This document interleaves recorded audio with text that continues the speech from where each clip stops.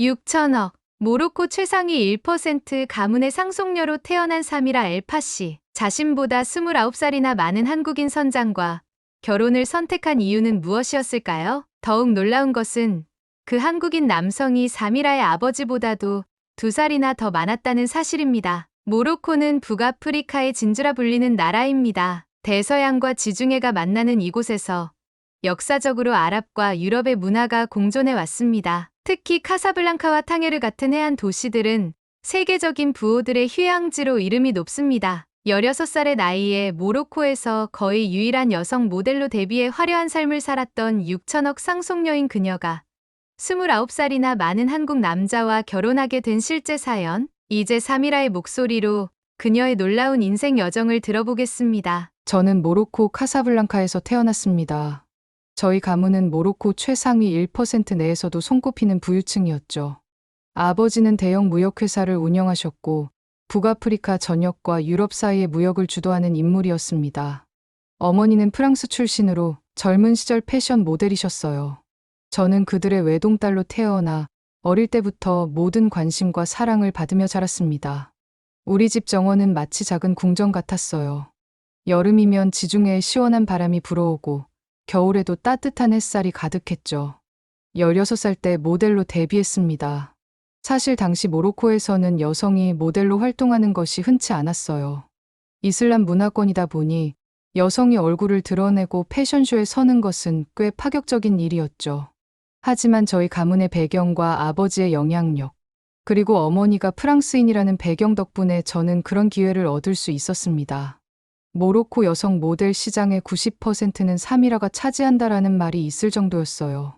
과장이 좀 있긴 하지만 실제로 당시에는 공식적인 패션쇼에 서는 모로코 여성 모델이 저를 포함해 34명 정도밖에 없었으니까요. 18살에 파리와 밀라노에서도 모델 활동을 시작했습니다. 유럽 특급 호텔에 머물며 명품으로 둘러싸인 생활. 겉으로 보기엔 정말 완벽한 삶이었죠. 사람들이 TV에서나 보는 그런 화려한 파티에 참석하고 유명 인사들과 어울리며 지냈습니다. 하지만 그 속에는 늘 공허함이 있었어요. 저를 바라보는 시선들은 제 본질이 아닌 제가 가진 것들에 집중되어 있었으니까요. 부모님의 부와 명성, 제 외모와 모델이라는 직업, 진짜 사미라를 보는 사람은 없었습니다. 특히 남성들과의 관계는 더 그랬어요. 모로코 남자들은 여성을 존중한다고 말하지만 그건 어디까지나 보호의 대상으로서였죠. 제 의견이나 꿈보다는 아름다운 장식품처럼 여기는 경향이 있었습니다. 유럽 남성들은 또 다른 의미로 제 배경과 외모에만 관심이 있었고요. 그렇게 20대 중반까지 화려하지만 어딘가 허전한 삶을 살았습니다. 모델 일은 줄이고 대신 아버지의 사업을 배우기 시작했어요. 언젠가는 제가 이 모든 것을 물려받아야 한다는 부담감도 있었으니까요. 그러던 29살 여름, 제 인생에 가장 큰 변화가 찾아왔습니다. 그해 7월 저희 가족은 요트를 타고 모로코 남부 해안을 여행하고 있었어요. 에사오이라라는 작은 항구 도시에 머물 예정이었죠. 그곳은 대서양을 마주한 아름다운 도시로 하얀 건물들과 푸른 바다가 조화를 이루는 곳입니다. 저는 아침 일찍 혼자 해변을 산책하고 있었어요. 이른 아침이라 사람이 거의 없었는데 멀리서 낚시를 하는 한 남성이 보였습니다. 특별한 관심 없이 지나치려는데 그분이 갑자기 한국어로 뭔가를 말했어요. 당연히 저는 이해할 수 없었죠. 그러자 그분이 놀라운 유창함으로 프랑스어로 말을 걸었습니다. 좋은 아침입니다. 모로코 여성과 대화할 수 있어 기쁩니다. 저는 약간 놀랐어요. 이 작은 도시에서 프랑스어를 구사하는 아시아 남성을 만나리라고는 예상치 못했으니까요. 안녕하세요. 제가 답했죠. 프랑스어를 잘하시네요. 그는 미소 지으며 대답했습니다. 여러 나라를 다니다 보니 언어를 좀 배웠습니다. 저는 한국에서 왔어요. 이름은 김민석입니다. 처음에는 그저 외국인 관광객과의 일상적인 대화라고 생각했어요. 그의 나이가 꽤 있어 보였지만 그것 외에는 특별한 인상이 없었습니다. 하지만 그때 그가 갑자기 말했어요. 사실 저는 모로코 여자랑 결혼하고 싶어요. 너무 직설적이고 갑작스러운 발언에 저는 웃음이 나왔어요. 처음 보는 사람에게 그런 말을 하다니 모로코 문화에서는 정말 상상도 할 수 없는 일이었죠. 방금 만난 사람에게 그런 말씀을 하시네요. 제가 약간 비웃듯이 말했습니다. 그는 전혀 당황하지 않고 담담하게 대답했어요. 아, 아니요. 오해하지 마세요. 제가 당신에게 프로포즈하는 것이 아닙니다. 단지 모로코 문화와 사람들이 너무 아름답다고 느껴서요. 언젠가 모로코 여성과 인연이 있었으면 좋겠다는 생각을 했을 뿐입니다. 그의 솔직함과 차분함이 이상하게 인상적이었어요. 대화를 더 이어가 보니 그는 선장이었습니다. 58세의 나이에도 여전히 바다를 항해하며 전 세계를 돌아다니고 있었죠. 이 항구에 3일간 머물 예정입니다. 내일도 아침에 여기서 낚시할 건데 괜찮으시다면 모로코에 대해 더 많이 알고 싶어요. 그날 대화를 마치고 돌아오면서 이상하게 마음이 들떠 있는 저를 발견했어요. 평소라면 그런 대화는 그저 잊어버렸을 텐데 그의 차분한 미소와 깊은 눈빛이 계속 생각났습니다. 다음 날 저는 망설였지만 결국 같은 시간에 해변으로 나갔어요. 사실 그가 정말 다시 올지도 확실하지 않았습니다. 하지만 그는 어제와 같은 자리에 서서 낚시를 하고 있었어요. 다시 오셨군요. 그가 말했습니다. 마치 제가 올 것을 확신했다는 듯한 표정이었어요. 그날 우리는 해변을 따라 걸으며 긴 대화를 나눴습니다. 놀랍게도 그는 모로코 역사와 문화에 대해 저보다도 더 많이 알고 있었어요. 북아프리카의 복잡한 역사, 아랍과 베르베르의 문화적 영향, 심지어 이슬람에 대해서도 깊은 이해를 가지고 있었죠. 어떻게 이런 것들을 다 아세요? 제가 물었습니다. 바다는 저에게 학교였습니다. 항해하면서 만나는 모든 나라의 역사와 문화를 공부했어요. 특히 모로코는 5번째 방문이니까요. 이후 그는 자신의 이야기를 들려주었습니다. 한국에서 어부의 아들로 태어나 어릴 때부터 바다와 함께했다고요. 대학에서 해양학을 전공한 후 국제무역선의 선원으로 시작해 30대 후반에 선장이 되었다고 했어요. 결혼은 한 번도 하지 않았다고 했습니다. 왜 결혼을 안 하셨어요? 제가 물었어요. 그는 잠시 바다를 바라보더니 말했습니다. 바다가 제 아내였던 것 같습니다. 항상 새로운 곳으로 데려가 주고 끊임없이 변화하고 그러다 보니 한 여성에게 정착할 기회가 없었던 것 같아요. 이상하게도 그의 말에 깊은 공감이 느껴졌어요. 저도 화려한 삶 속에서 늘 무언가를 찾아 방황하고 있었으니까요. 그날 이후로도 우리는 매일 아침 만났습니다. 마치 오래된 친구처럼 삶의 깊은 부분까지 대화를 나누었어요. 3번째 날, 아버지가 저에게 물었습니다. 요즘 아침마다 어디를 다녀오는 거니? 솔직하게 말했어요. 해변에서 한국인 선장과 대화하고 있어요. 아버지는 눈썹을 치켜 올렸습니다. 한국인 선장이라고? 무슨 사업을 하는 사람이냐? 그냥 선장이에요. 배를 운항하는 사람. 아버지는 웃으셨어요. 호기심에 잠깐 대화하는 건 좋지만 너무 깊이 관여하지는 말거라. 내 위치를 생각해. 하지만 이미 저는 그에게 깊은 관심이 생겨버린 후였습니다. 민석 씨는 제가 만난 다른 남성들과는 완전히 달랐어요. 부와 권력에 전혀 관심이 없어 보였고 제 외모보다는 생각과 감정에 더 관심을 가졌습니다. 4번째 날 민석 씨가 저에게 말했습니다. 내일이면 출항합니다. 다음 목적지는 스페인 발렌시아예요. 제 마음에 이상한 슬픔이 밀려왔어요. 겨우 며칠 만난 사람인데 이별을 앞두고 이렇게 마음이 아프다니 저도 놀랐습니다. 언제 다시 모로코에 오실 건가요? 제가 물었어요. 그는 잠시 생각하더니 대답했습니다. 모르겠습니다. 하지만 당신을 다시 만날 수 있다면 꼭 돌아오고 싶어요. 그날 저녁 용기를 내서 저는 그를 저희 가족 요트에 초대했습니다. 아버지는 처음에 반대했지만 어머니의 설득으로 마지못해 동의하셨죠. 민석 씨가 도착했을 때 그의 단정한 차림새와 예의 바른 태도에 부모님도 조금 놀라신 것 같았어요. 특히 아버지가 프랑스어로 복잡한 질문을 던졌을 때 그가 유창하게 대답하는 모습에 아버지의 눈빛이 변하는 걸 느꼈습니다. 그런데 실례지만 연세가 어떻게 되시나요? 아버지가 물었습니다. 58세입니다. 민석 씨가 대답했어요. 순간 아버지의 표정이 굳었습니다. 아버지는 당시 56세셨거든요. 자신보다 나이가 많은 남자가 딸과 친밀하게 대화하는 것이 불편하셨나 봅니다. 하지만 저는 이미 결심했어요. 다음 날 민석 씨가 떠나기 전 저는 그에게 물었습니다. 발렌시아 후에는 어디로 가세요? 마르세유, 그리고 아테네를 거쳐 다시 동쪽으로 갑니다. 저는 깊게 숨을 들이쉬고 말했어요. 제가 같이 가도 될까요? 적어도 마르세유까지만이라도요. 민석 씨의 눈이 커졌습니다. 그는 잠시 말을 잃은 듯 했어요. 사미라 씨, 그게 무슨 의미인지 알고 계십니까? 당신 같은 분이 저와 같은 평범한 선장과 네, 알아요. 제가 대답했습니다. 하지만 처음으로 진짜 제 마음이 원하는 것을 따르고 싶어요. 당연히 부모님은 격렬하게 반대하셨어요. 특히 아버지는 분노하셨죠. 미쳤니? 내가 누구인지 알아? 이제 막 만난 나보다도 나이 많은 외국인 남자를 따라가겠다고? 아버지의 목소리는 요트 전체에 울려 퍼졌습니다. 어머니는 조금 더 침착했지만 역시 걱정이 컸어요. 사미라, 이건 단순한 여행이 아니야. 내 평판과 안전을 생각해봐. 그리고 그 사람의 진짜 의도는 뭐지? 우리 가문의 부에 관심이 있는 건 아닐까? 하지만 저는 확신했어요. 민석 씨는 제 배경에 전혀 관심이 없었습니다. 오히려 제가 누구인지 처음 알았을 때 그는 약간 주저하는 모습을 보였으니까요.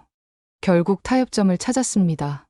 저는 발렌시아까지만 민석 씨의 배를 따라가고 그곳에서 저희 가족이 마중 나와 함께 귀국하기로 했어요.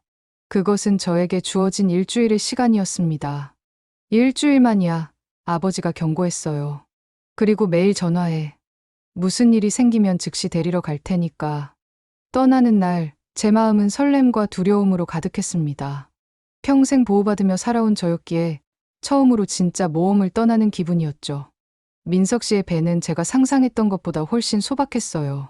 100m가 넘는 저희 가족 요트와는 달리 그의 배는 30m 정도의 상선이었습니다. 선원들은 총 8명, 모두 다양한 국적의 사람들이었어요.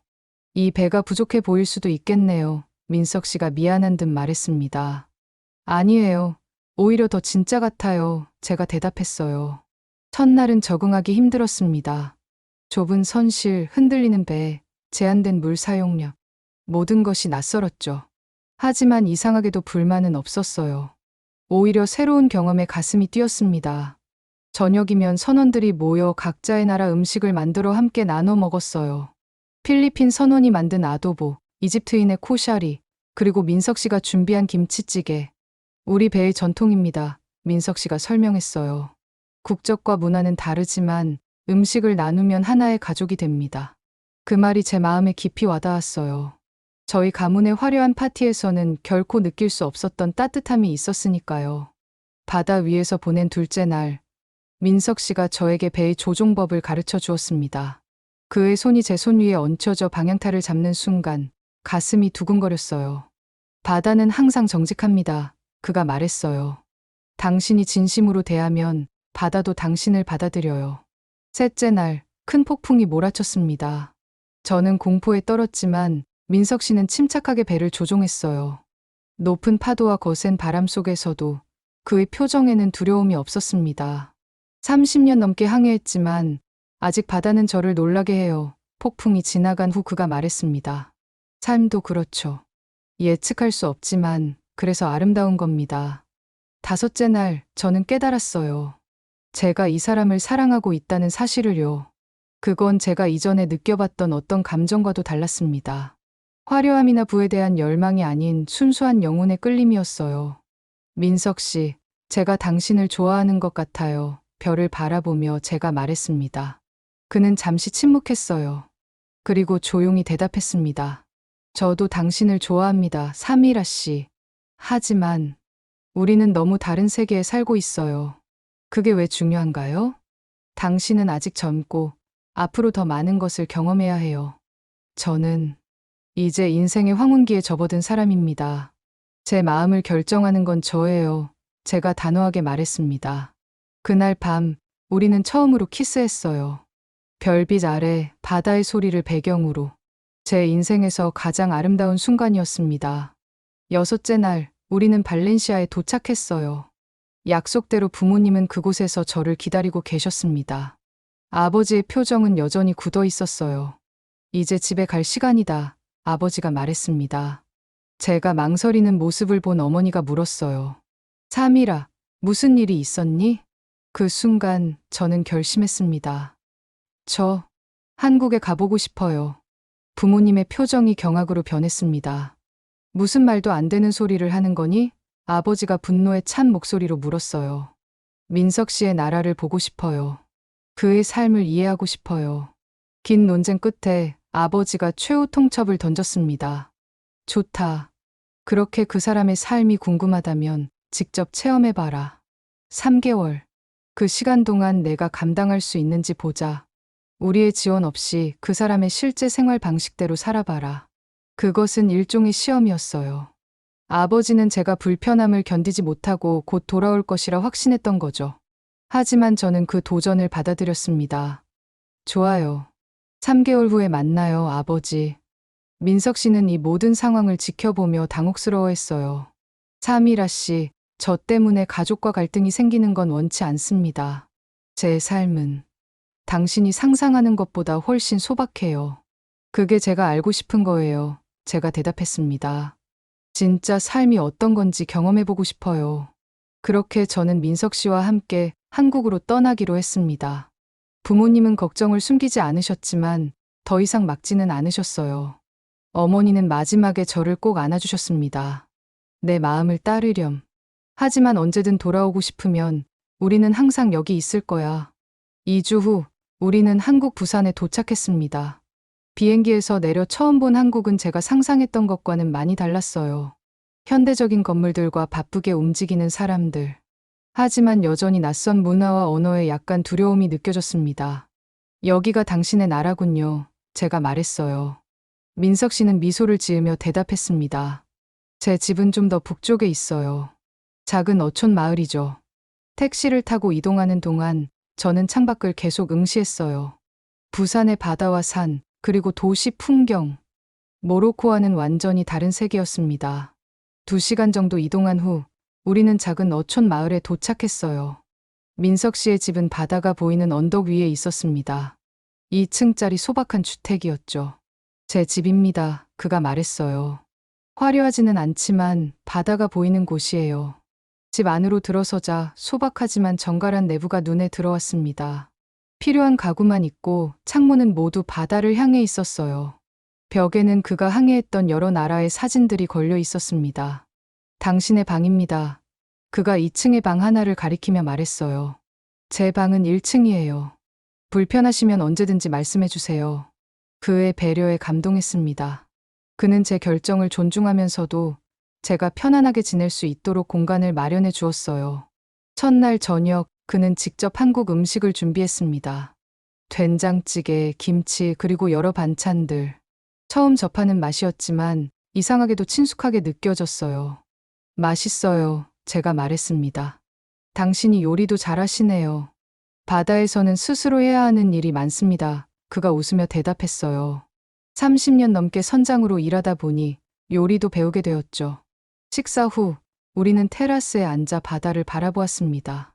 해가 지고 별이 하나둘 나타나기 시작했어요. 이곳에서의 삶은 어떠세요? 모로코와 많이 다르죠? 그가 물었습니다. 네, 많이 달라요. 하지만 좋아요. 평화롭고 진짜 같아요. 그렇게 한국에서의 생활이 시작되었습니다. 처음 몇 주는 적응하기가 쉽지 않았어요. 언어 장벽이 가장 큰 문제였죠. 민석 씨는 영어와 프랑스어를 할 수 있었지만 마을 사람들과 소통하는 것은 어려웠습니다. 그래서 저는 한국어를 배우기 시작했어요. 안녕하세요. 저는 사미라입니다. 제가 처음으로 한국어 문장을 완성했을 때 민석 씨의 얼굴에 환한 미소가 번졌습니다. 발음이 아주 좋아요. 그가 칭찬해 주었죠. 일상생활도 도전의 연속이었어요. 한국의 목욕 문화, 식사 예절, 심지어 바닥에 앉아서 생활하는 것까지 모든 것이 새로웠습니다. 한 번은 시장에 갔다가 난처한 상황에 처했어요.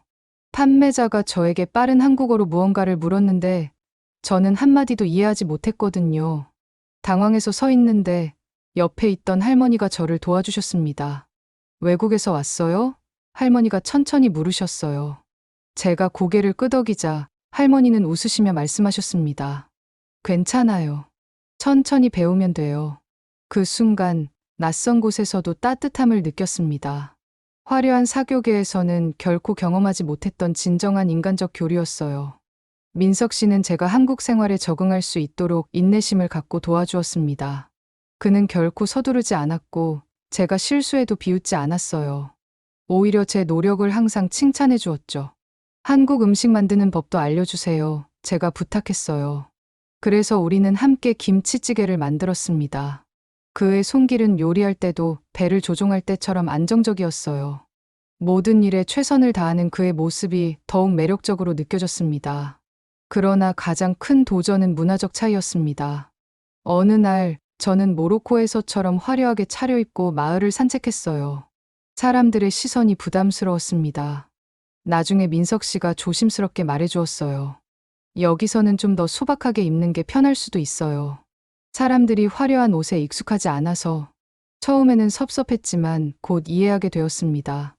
이곳은 모로코나 유럽의 사교계가 아니었으니까요. 저는 점점 소박한 옷과 생활 방식에 적응해 갔어요.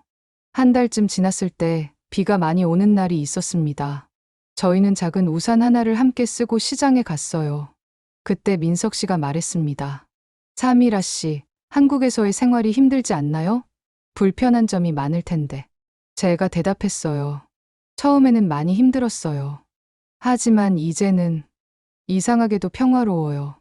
여기서는 사람들이 저를 부자 아가씨나 모델로 보지 않아요. 그냥 사미라로 봐주니까요. 그날 밤 우리의 관계는 더 깊어졌어요. 함께 비 오는 소리를 들으며 이야기를 나누었고 서로의 마음을 더 깊이 이해하게 되었습니다. 시간이 흐르면서 저는 점점 이 소박한 삶의 행복을 느꼈어요. 화려한 파티와 명품은 없었지만 대신 진정한 인간관계와 평화가 있었습니다. 민석 씨와 함께 보내는 매일이 소중했어요. 그리고 3개월이 거의 다 되어갈 무렵 저는 결정을 내렸습니다.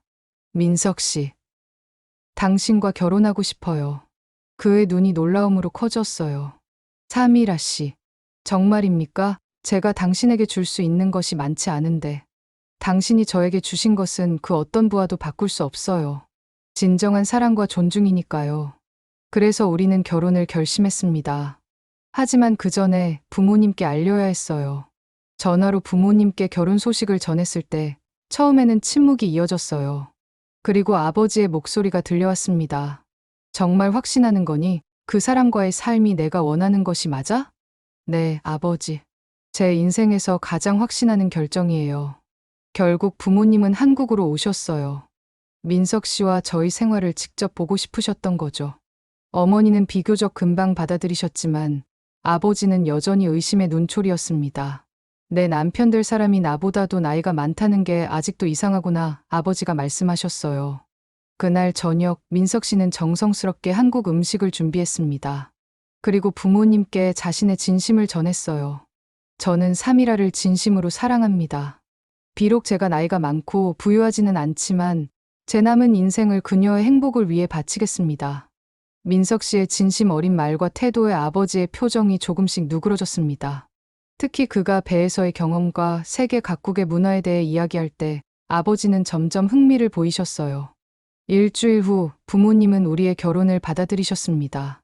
물론 조건이 있었죠. 결혼식은 모로코에서 하자. 그리고 너희 둘 다 한국과 모로코를 오가며 살 수 있게 해줄게. 그렇게 우리는 모로코로 돌아가 결혼식을 준비했어요. 민석 씨는 처음으로 제 세계를 경험하게 되었습니다. 저희 가족의 거대한 저택, 수많은 하인들, 호화로운 생활. 이게 당신의 일상이었군요. 그가 말했어요. 이런 곳을 떠나 제 소박한 집에서 지내다니. 그곳에서 제가 찾은 행복이 여기서는 결코 느낄 수 없었던 거예요. 제가 대답했습니다. 결혼식은 소규모로 진행되었지만 그럼에도 화려했어요. 이슬람 전통과 한국 전통을 혼합한 독특한 결혼식이었죠. 민석 씨는 모로코 전통 의상을 입었고 저는 한복을 입었습니다. 이제 당신은 제 아내입니다. 민석 씨가 제 손을 잡으며 말했어요. 함께하는 모든 날이 축복일 거예요. 그 순간 저는 진정한 행복이 무엇인지 알게 되었습니다. 화려한 외적인 것들이 아닌 마음의 평화와 진정한 사랑이었죠. 결혼 후 우리는 먼저 한국으로 돌아가기로 했어요. 민석 씨는 아직 몇 개월간 선장 일을 마무리해야 했거든요. 저는 그 기간 동안 한국 생활에 더 적응하기로 했습니다. 이제는 김사미라라는 이름으로 살게 되었어요. 처음에는 어색했지만 새 이름이 주는 소속감이 좋았습니다. 마을 사람들도 이제는 저를 민석 씨 부인으로 반갑게 맞아주었어요. 한국어도 더 열심히 배웠습니다. 매일 3시간씩 공부했고 마을 주민들과 대화하며 연습했어요. 민석 씨가 바다에 나가 있을 때는 이웃 할머니들이 저를 돌봐주셨습니다. 우리 모로코 며느리가 한국 음식을 잘 배우네, 할머니들이 칭찬해 주셨어요. 그 말에 제 마음은 뿌듯함으로 가득 찼습니다. 결혼 6개월 후 기쁜 소식이 있었어요. 제가 임신한 거였죠. 우리 아이가 생겼어요. 바다에서 돌아온 민석 씨에게 말했을 때 그의 눈에 눈물이 고였습니다. 제 나이에 아버지가 될 줄은 몰랐어요. 그가 떨리는 목소리로 말했어요. 이건 기적입니다. 임신 기간 동안 민석 씨는 더 이상 장기 항해를 하지 않았어요. 대신 근처 항구에서만 일했고 매일 저녁 집으로 돌아왔습니다. 그는 제가 필요로 하는 모든 것을 준비했어요. 임산부를 위한 전통 음식, 편안한 환경, 그리고 무엇보다 따뜻한 사랑. 당신은 어떻게 이렇게 완벽한 남편이 될 수 있나요? 제가 물었어요. 완벽하지는 않아요. 그가 웃으며 대답했습니다. 그저 당신과 우리 아이를 위해 최선을 다할 뿐이에요. 2023년 겨울, 우리 아들 지훈이 태어났습니다. 그날은 제 인생에서 가장 기쁜 날 중 하나였어요. 작고 소중한 생명을 품에 안았을 때, 이전의 어떤 성취도 이 순간의 행복에 비할 수 없다고 느꼈습니다. 우리 아들이에요. 지훈이를 안고 있는 민석 씨의 얼굴에는 형언할 수 없는 기쁨이 넘쳤어요. 민석 씨는 육아에도 놀라울 정도로 헌신적이었습니다. 밤중에 아이가 울면 먼저 일어나서 돌봤고, 기저귀 갈기부터 젖병 데우기까지 모든 일을 함께 했어요. 모로코 남자들은 이렇게 육아를 도와주나요? 그가 어느 날 물었습니다. 아니요, 보통은 여성의 일로 여겨져요. 제가 대답했어요. 한국에서도 예전에는 그랬어요. 하지만 저는 아버지의 역할이 그저 돈을 버는 것만은 아니라고 생각합니다. 지훈이가 6개월이 되었을 때 우리는 큰 결정을 내려야 했어요. 아버지께서 건강이 악화되셨고 회사 경영 문제로 저희를 모로코로 불렀거든요. 당신의 가족이 필요로 하는군요. 민석 씨가 말했습니다. 모로코로 가야겠네요. 당신도 함께 가야 해요. 제가 말했어요. 우리는 이제 가족이니까요. 2024년 봄, 우리 가족은 모로코로 돌아왔습니다. 아버지는 많이 약해지셨지만 손자를 보시자 얼굴에 환한 미소가 번졌어요. 내 아들이구나. 아버지가 지훈이를 안으며 말씀하셨습니다. 혼혈인데도 내 눈빛을 닮았네. 민석 씨는 모로코의 생활에 적응하기 위해 노력했어요. 그는 아랍어를 배우기 시작했고 모로코 문화와 관습을 존중했습니다. 특히 종교적 차이에도 불구하고 이슬람 문화에 대한 그의 이해와 존중은 저희 가족의 마음을 열게 만들었어요. 당신의 남편은 정말 특별한 사람이네, 어머니가 말씀하셨습니다. 처음에는 나이 차이 때문에 걱정했는데 이제는 그가 내게 완벽한 짝이라는 걸 알겠어. 아버지의 건강이 더 악화되면서 회사 경영에 관한 문제가 더 시급해졌어요. 저는 상속인으로서 책임을 져야 했습니다. 아버지, 제가 회사를 맡을게요. 제가 말씀드렸습니다. 아버지는 잠시 생각하시더니 대답하셨어요. 내 남편도 함께하면 어떻겠니? 그의 국제적 경험이 우리 회사에 도움이 될 것 같구나. 처음에 민석 씨는 망설였어요. 저는 사업가가 아닙니다.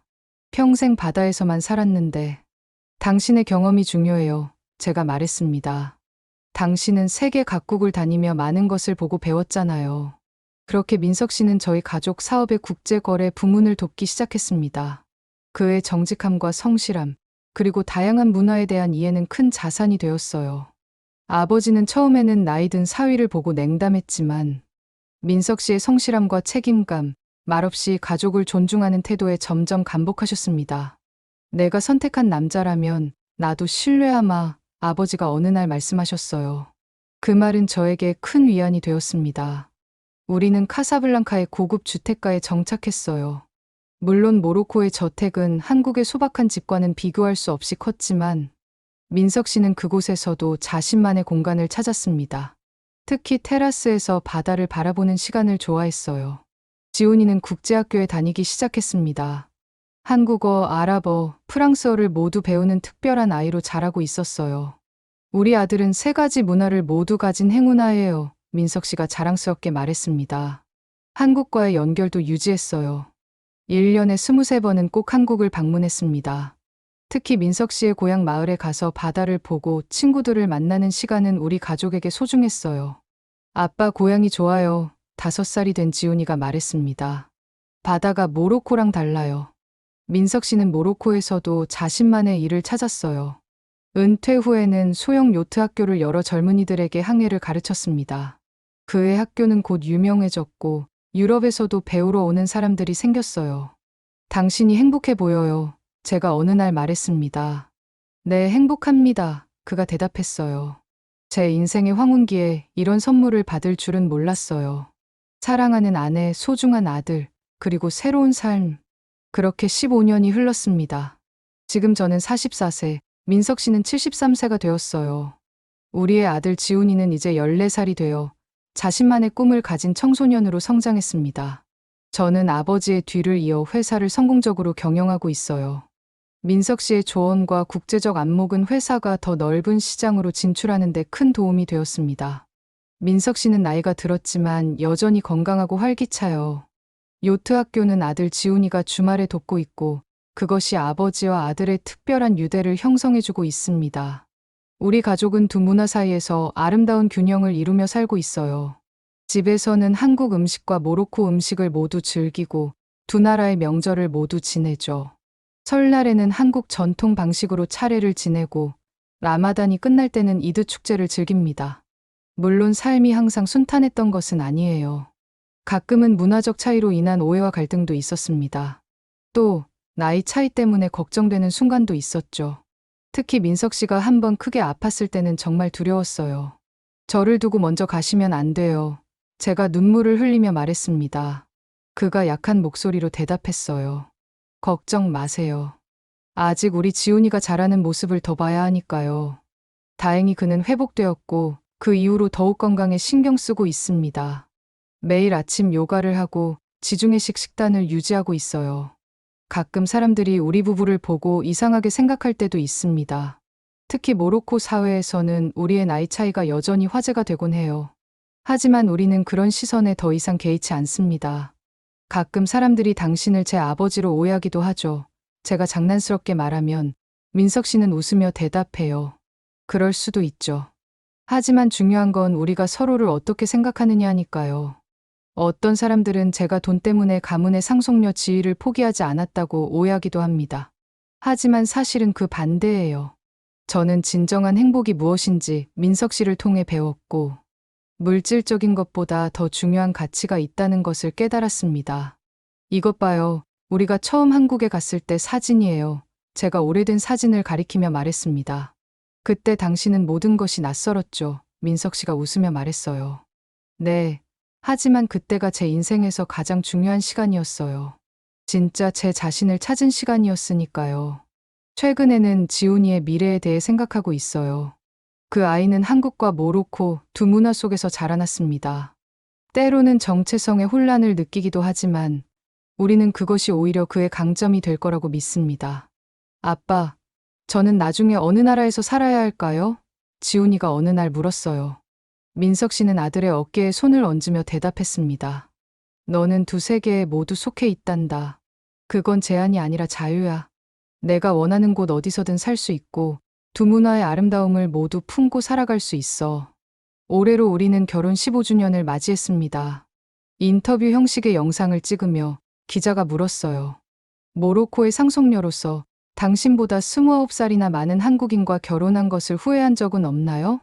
제가 대답했습니다. 단 한순간도 후회한 적 없어요. 세상은 왜 나이, 국적, 종교를 따지는지 모르겠어요. 제 삶의 최고의 선택은 그와 결혼한 것이었습니다. 민석 씨도 덧붙였어요. 사람들은 우리 관계를 이해하지 못할 수도 있습니다. 하지만 중요한 건 우리가 서로에게 최선을 다한다는 거죠. 나이는 그저 숫자에 불과합니다. 요즘 저는 종종 바다를 바라보며 생각해요. 그날 에사오이라 해변에서 낚시하던 한국인 선장을 만나지 않았다면 제 인생은 어땠을까? 아마도 화려하지만 공허한 삶을 계속 살았을지도 모릅니다. 민석 씨가 제게 가르쳐준 가장 중요한 것은 진정한 가치가 무엇인지에 대한 깨달음이었어요. 부와 명예, 사회적 지위가 아닌 사랑과 존중, 그리고 진실된 관계의 소중함을 알게 해주었습니다. 저는 지금도 그 사람을 바라보며 하루를 시작합니다. 세상이 준 가장 큰 행운은 나이와 국적을 넘어 그 사람을 만난 것이었죠.